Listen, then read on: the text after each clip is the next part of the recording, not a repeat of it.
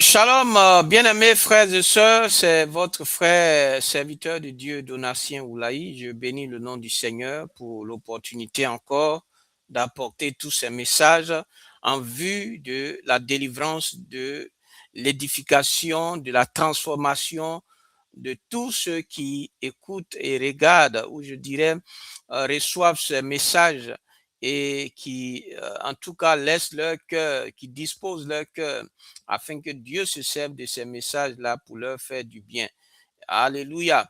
Donc, bien-aimés, en ce jour, le Seigneur me met à cœur de parler sur le thème qui est suivant, qui est le suivant, le thème suivant. As-tu l'assurance de ton salut? As-tu l'assurance de ton salut? C'est la question. Tout homme doit se poser cette question. Alléluia. As-tu l'assurance de ton salut? Alléluia. Donc, bien aimé, ce qu'il faut savoir, quand on parle de l'enfer et le paradis, c'est des choses qui existent. L'enfer existe bel et bien. Et l'enfer est pourquoi? C'est pour tous ceux qui n'auront pas accepté le Seigneur Jésus-Christ pour le salut de leurs âmes.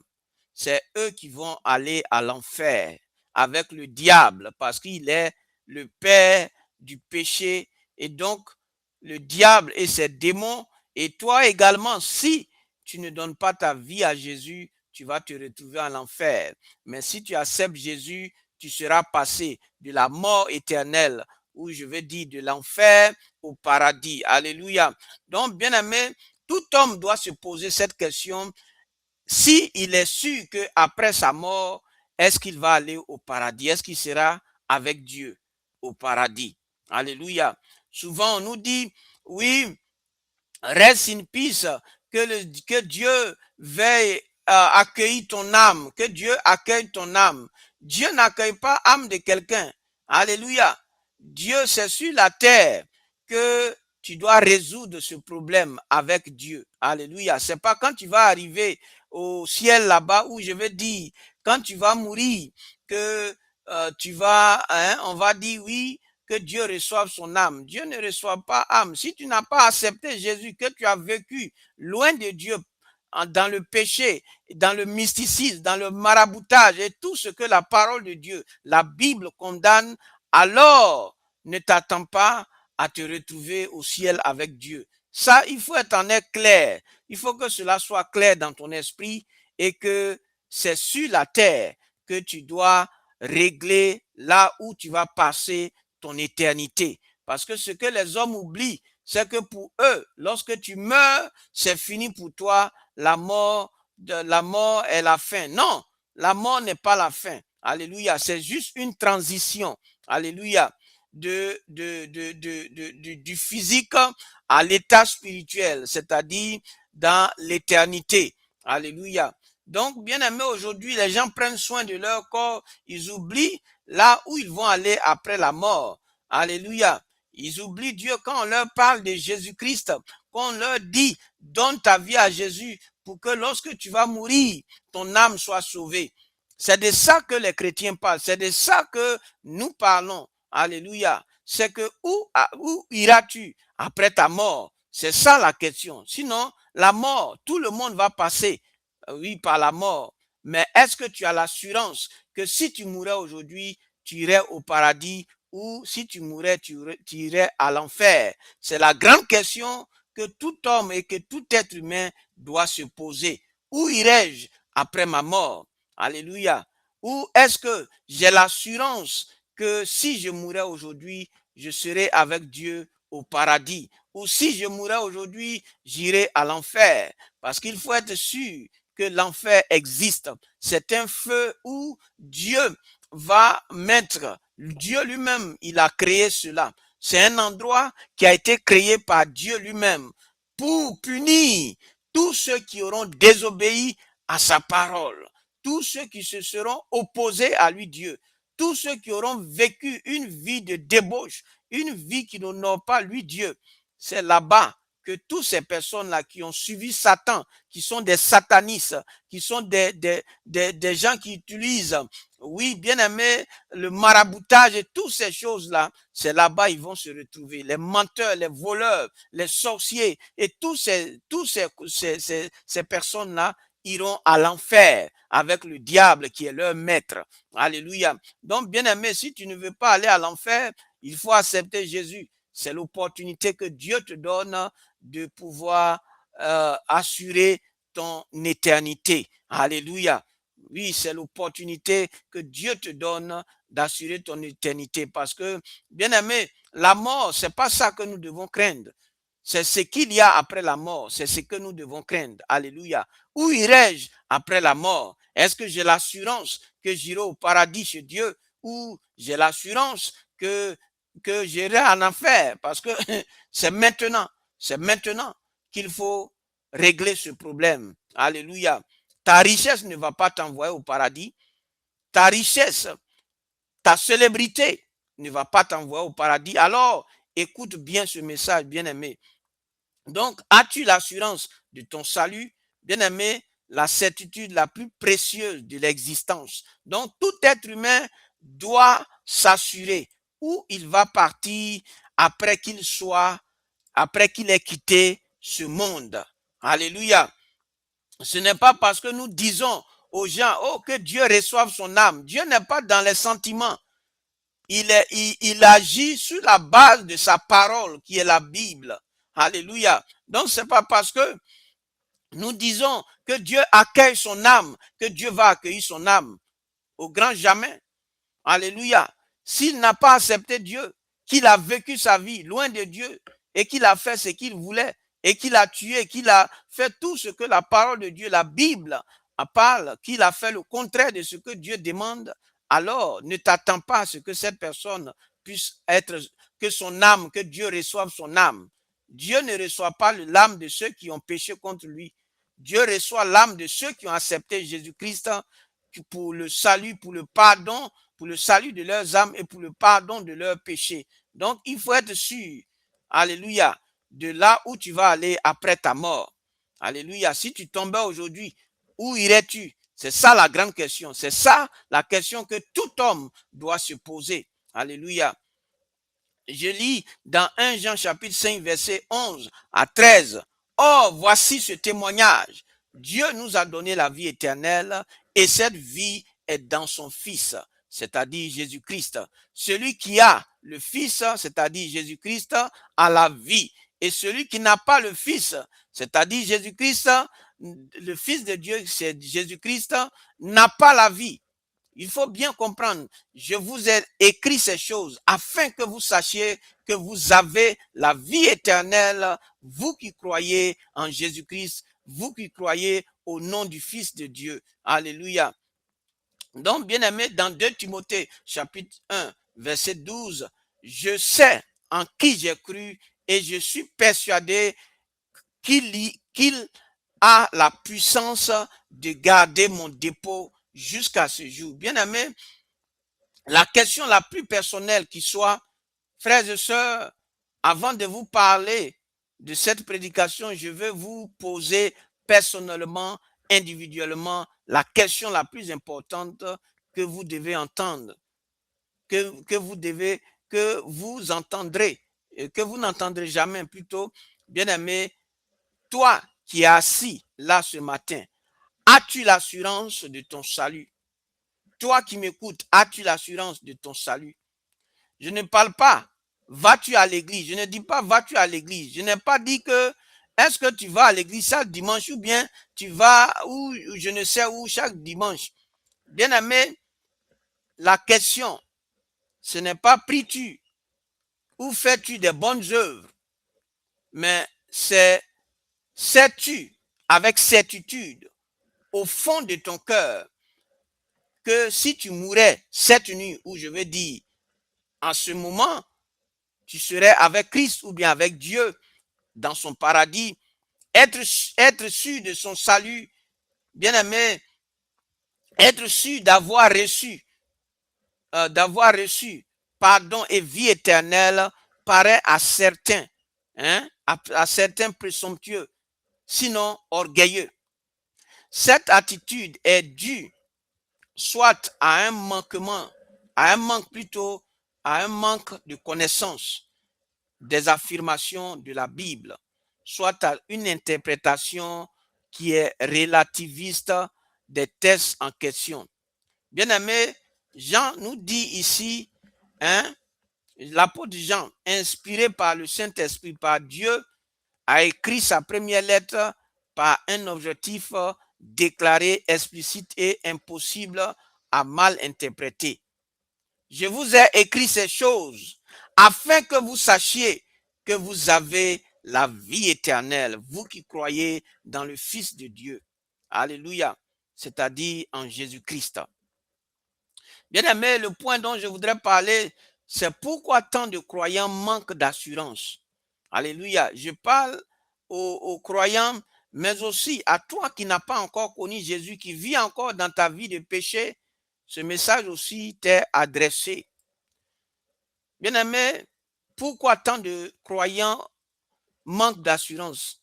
Avant de bâtir l'assurance, il faut comprendre pourquoi elle est si souvent absente. Bien aimé, ils fondent leur assurance sur leurs sentiments. La Bible nous dit que nous sommes appelés à marcher par la foi et non par la vue. Alléluia. Ou par les sentiments dans 2 Corinthiens chapitre 5 verset 7. Donc le problème de beaucoup de chrétiens réside dans le fait qu'ils ont besoin de ressentir des choses qui viennent de Dieu afin d'être rassurés. Le diable joue avec les émotions des jeunes, des chrétiens, des jeunes chrétiens. Dès qu'ils font ou disent quelque chose qui ne va pas, ils ne sont plus sûrs que Dieu les aime encore et qu'ils peuvent même en arriver à remettre en cause leur salut. Alléluia. Bien-aimé, le salut n'est pas un sentiment, c'est un fait accompli, fondé sur la parole de Dieu. Voilà, donc ce n'est pas une histoire de je sens ou bien je ne sens pas. C'est une assurance. C'est ça l'apôtre Jean a dit. Sachez que vous avez la vie éternelle, vous qui croyez dans le Fils de Dieu, c'est-à-dire en Jésus-Christ. Alléluia. Donc, d'autres aussi d'autres chrétiens fondent leur assurance sur leur performance. Ce n'est pas ta performance qui va te donner l'assurance de ton salut. Ce n'est pas parce que tu fais tout pour Dieu que ça te rassure que tu es sauvé. Alléluia. Ce n'est pas la performance. Parce que si c'était la performance, l'œuvre ou ce que tu fais pour Dieu, bien aimé, et ceux qui n'ont pas l'opportunité de faire tout ça pour Dieu. Alléluia. Donc, bien aimé, le salut n'est pas, l'assurance du salut n'est pas basée sur nos œuvres, sur ce que nous faisons pour Dieu.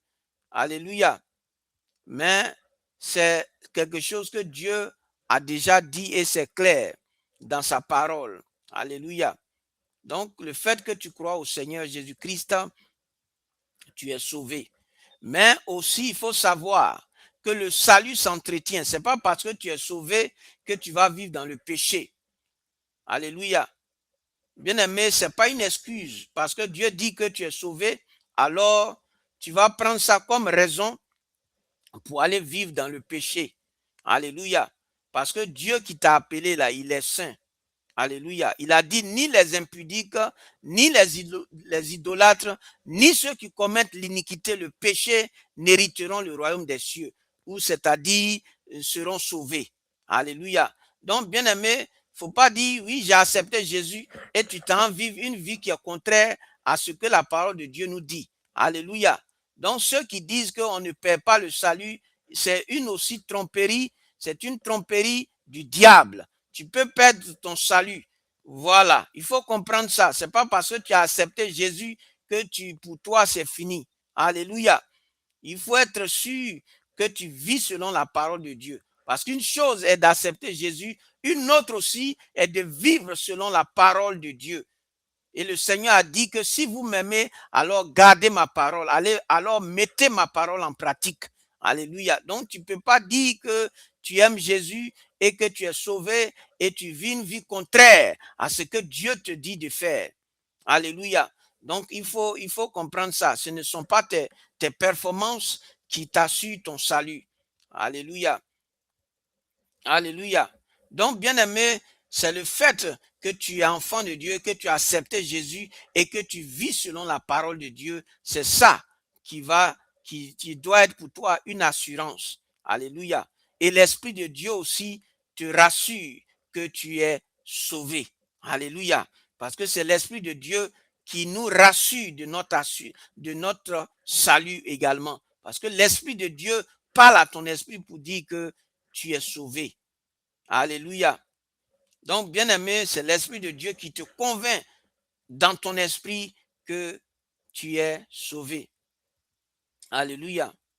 Donc, bien-aimé, les trois fondements de l'assurance du salut, c'est de ça que je vais parler.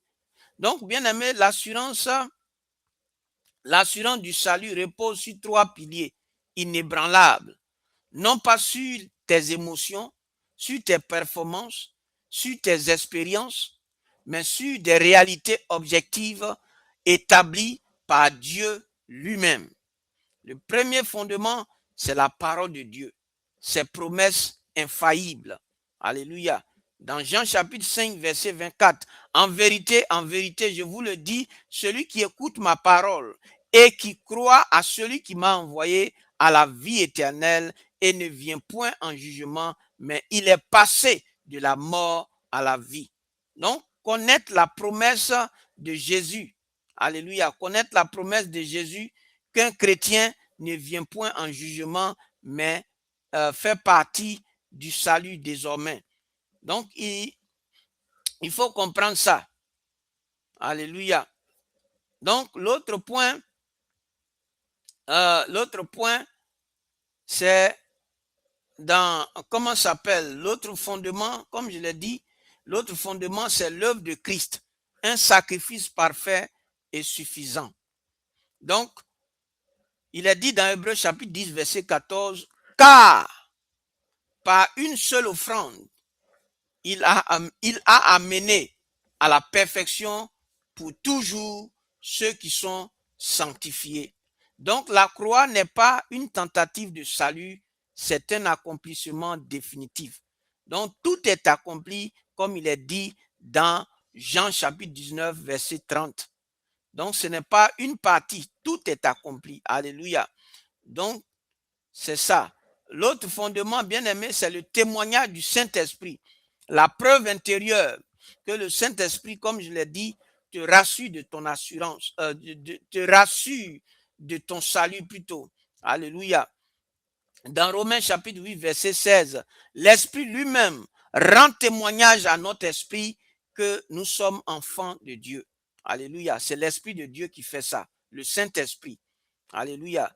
Donc, dans Éphésiens chapitre 1, verset 13 à 14, en lui, vous aussi, vous avez été scellés du Saint-Esprit qui avait été promis, lequel est un gage de notre héritage. Alléluia.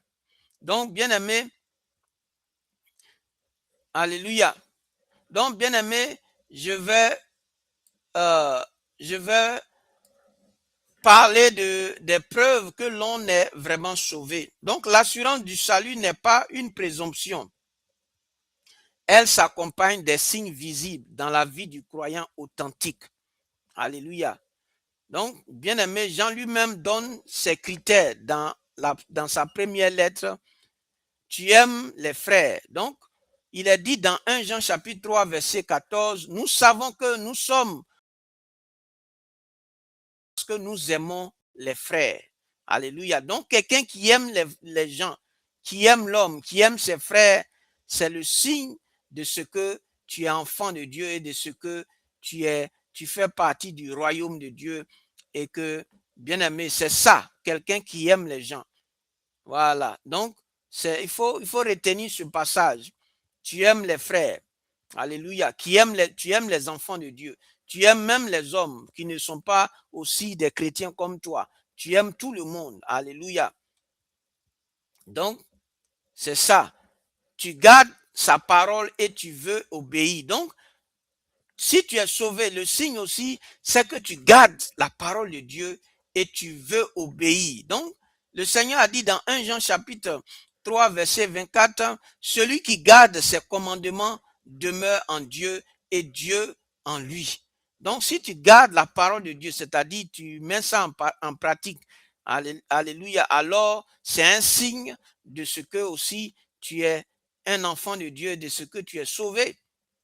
Alléluia. Bien-aimé, tu confesses que Jésus est Seigneur. Alléluia. Devant tes amis, devant tout le monde. C'est le signe aussi de ce que tu appartiens au royaume de Dieu et que tu es sauvé. Et que tu es sauvé, bien-aimé. Dans 1 Jean chapitre 4, verset 15, celui qui confesse que Jésus est le Fils de Dieu, Dieu demeure en lui et lui en Dieu. Alléluia. Donc, bien-aimé, l'œuvre de Dieu se poursuit en toi. Alléluia. Dans Philippiens chapitre 1, verset 6, celui qui a commencé en vous cette bonne œuvre la poursuivra jusqu'à son avènement au jour du Seigneur Jésus-Christ. Donc, la persévérance est une des manifestations principales du salut reçu. Donc, tu dois persévérer jusqu'à la venue du Seigneur Jésus-Christ pour enlever l'Église que nous sommes. Alléluia.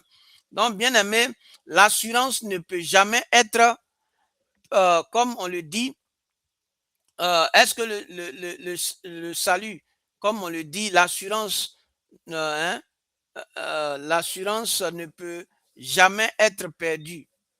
Voilà. Donc, je veux dire, cette assurance d'être sauvé ne doit jamais ou ne peut jamais être perdue. C'est-à-dire, tu dois avoir cette assurance de manière permanente dans ton cœur, dans ton âme. Alléluia. Donc, peut-on perdre son salut? Bien aimé, ça c'est un autre thème. Mais il faut savoir que tu peux perdre ton salut si tu vis loin de la parole de Dieu. Si tu fais des choses qui ne plaisent pas à Dieu, oui, tu peux perdre ton salut. Bien que tu aies accepté Jésus, tu es devenu chrétien, mais si tu vis une vie contraire à ce que la parole de Dieu te dit, alors tu vas perdre ton salut. Voilà, donc ceux qui te disent que tu ne vas jamais perdre ton salut, c'est du mensonge. Tu peux perdre ton salut si tu ne veilles pas, si tu ne marches pas selon la parole de Dieu. Alléluia. Donc, bien aimé, je vais m'arrêter là, que Dieu nous bénisse. Toi qui es enfant de Dieu, il faut que tu aies cette assurance que si tu mourais aujourd'hui, tu irais au paradis où tu serais avec le Seigneur dans son royaume. Alléluia. C'est très important, cette assurance du salut. Alléluia. Il faut, et cette assurance, comme je l'ai dit, j'ai détaillé, tu peux revoir tout le message. Que Dieu te bénisse et nous garde. Shalom.